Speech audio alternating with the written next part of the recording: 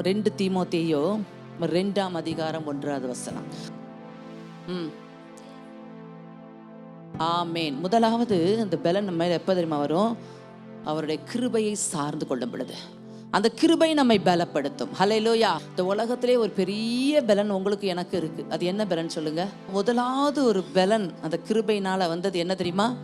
ரட்சிப்பு. அதை எத்தனை பேர் விசுவாசிக்கிறீங்க? நான் ஆமேன்னு சொல்றேன். முதலாவது அவர் கொடுத்த ரட்சிப்பு நமக்கு பெரிய பலனா இருக்கு. நம்ம ரட்சிக்கப்படாத நாளில் எதுக்கெடுத்தாலும் அழுவோம், எதுக்கெடுத்தாலும் பயப்படுவோம், எதுக்கெடுத்தாலும் கோவப்படுவோம்.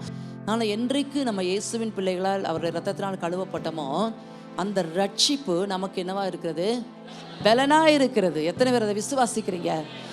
அல்லேலூயா. அதனால தான் நான் சொல்றேன், கிருபையில் நம்ம பலப்பட ஒப்பு கொடுக்க வேண்டும். அந்த கிருபை கொடுத்த ஆசீர்வாதம் ரட்சிப்பு. இந்த ரட்சிப்பை பெற்ற நீங்களும் நானும் பாக்கியவான்கள். எது இருக்கோ இல்லையோ அவர் என் கூட இருக்கிறாங்க, பெரிய பலனா இருக்கு. ஆமென். வெளியே எங்கே போனாலும், யார் என்ன திட்டினாலும், எத்தனை அடி மிதி வாங்கினாலும் நமக்கு கிடைக்க ஒரு பெரிய சந்தோஷம் என்ன தெரியுமா? ஏசு என் உள்ளத்தில் இருக்காரு. இயேசுவின் ரத்தம் எனக்கு போதும். இயேசு எனக்கு விடுதலை தர என் கூட இருக்கிறார். இதுவே ஒரு பெரிய பலனா இருக்கு.